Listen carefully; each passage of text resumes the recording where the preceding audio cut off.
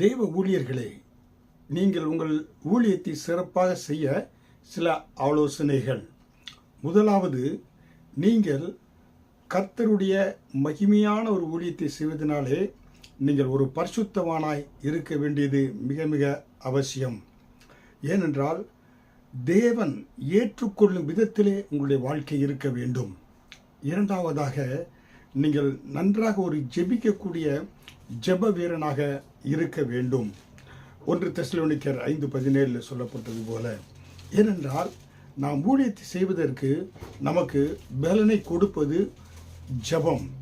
ஜெபத்தின் மூலம்தான் நமக்கு கர்த்தர் அந்த உன்னத பலனை நமக்கு கொடுத்து, ஆண்டவர் திட்டங்களை கொடுத்து அந்த காரியங்களை நிறைவேற்றுவதற்கு நாம் ஜெபிக்கின்ற பொழுது அந்த பலனை நாம் பெற்றுக்கொள்ளக்கூடியவர்களாக இருக்கிறோம்.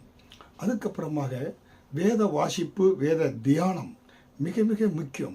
கர்த்தர் அதன் மூலம்தான் நமக்கு என்ன சபைக்கு தேவையான எதிர்காலத்துக்கான காரியங்கள் எல்லாவற்றையும் கர்த்தர் மிக மிக நமக்கு கற்றுக் கொடுப்பார்.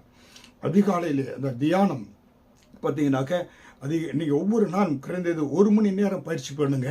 அப்புறம் அடுத்த வருஷத்தில் 2 மணி நேரம், இப்படி 3 மணி நேரம் நீங்கள் பயிற்சி எடுத்து வேதம் வாசித்து தியானம் பண்ணுகின்ற பொழுது கர்த்தர் தெளிவாக ஆண்டவர் விளக்குவார். கென்னத் விகன் அவர்கள் ஒவ்வொரு நாளும் 3 மணி நேரம் அதிகாலையில் ஜெபிக்கின்ற பொழுது அன்றைக்கு நாள் நடக்கக்கூடிய காரியங்கள்லாம் கர்த்தர் அவருக்கு வெளிப்படுத்துவார். புரியுங்களா? அதே போல் நீங்கள் பார்த்தீங்கன்னாக்க சரீர ஆரோக்கியத்தை மிக மிக முக்கியமாக பாதுகாத்து கொள்ள வேண்டியது அவசியம். நான் நேற்று தினத்தில் சொன்னது போல சரீரத்தில் நாம் தொப்பை வரக்கூடாது, இனிப்பான உணவுகள், கொழுப்பான உணவுகளை சாப்பிடக்கூடாது. சரீரத்தில் மிக மிக கவனம் செலுத்த வேண்டும். சாப்பாட்டில் நீங்கள் எதை கட் பண்ணாமல் விட்டீர்கள் என்றால் சரீரத்தினுடைய அங்கங்களை சிலவற்றை கட் பண்ண வேண்டியதாக மாறிவிடும். அதனாலே சரீர ஆரோக்கியத்தில் மிக மிக கவனம் செலுத்த வேண்டும். அதிகாலை எழுந்து வேத வாசித்து விட்டு உடற்பயிற்சிகள் செய்ய வேண்டும், நடக்க வேண்டும். இப்படியாக 5வது, சுத்தம் மிக மிக முக்கியம். ஒவ்வொரு நாளும் எழுந்து குளித்து நீங்கள் நன்றாக சுத்தமாக உங்களுடைய ஆடை எல்லாவற்றிலும் மிக சுத்தத்தை நீங்கள் பேணி காக்க வேண்டும். 6வதாக பார்த்தீங்கன்னாக்க நீங்கள் உங்கள் வாழ்க்கையில் ஒரு பீரியாரிட்டைஸ், அதாவது எந்தெந்த காரியங்களுக்கு முக்கியத்துவம் கொடுக்க வேண்டும் என்ற ஒரு தீர்மானத்தை நீங்கள் எடுத்திருக்க வேண்டும். 7வதாக, உங்களுக்கு ஓய்வு மிக மிக அவசியம். ஓடிக்கொண்டே இருக்கக்கூடாது. ஓய்வுக்கும் சில நேரத்தை நீங்கள் ஒதுக்க வேண்டும். இரவு 10 மணிக்கு தூங்க சென்று விட்டு அதிகாலையில் 5 மணிக்கு எழுந்திருக்க வேண்டும் என்ற அந்த திட்டம் உங்கள் கரங்களில் இருக்க வேண்டும். மிக முக்கியம். சிங்கப்பூர் தேசத்தை நிர்மாணித்த லீ குவான் யூ அவர்கள் 10 மணிக்கு தூங்க சென்றுவார்.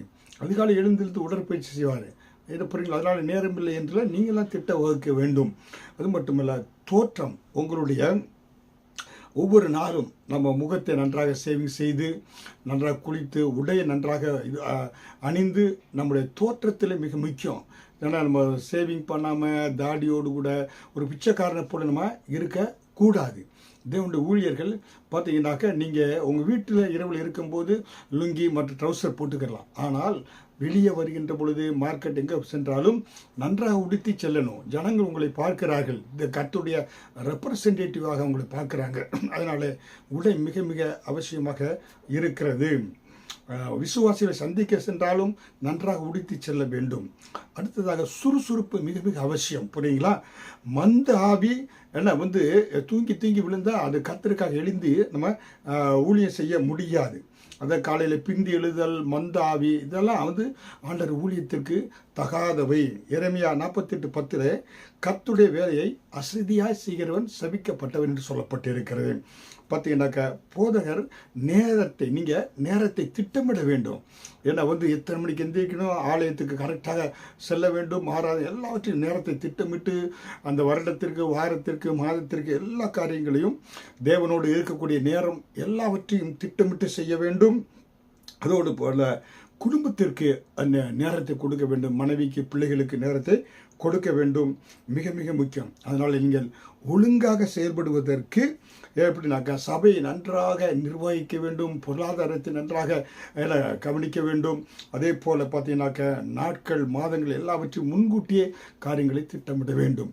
இதுதான் நன்றாக சிறப்பாக செயல்பட ஒரு உங்களுக்கு போதகர்களை உங்களுக்கு ஒரு ஆலோசனை கர்த்தருடைய ஊழியத்தை சிறப்பாக செய்யலாம். ஆமென்.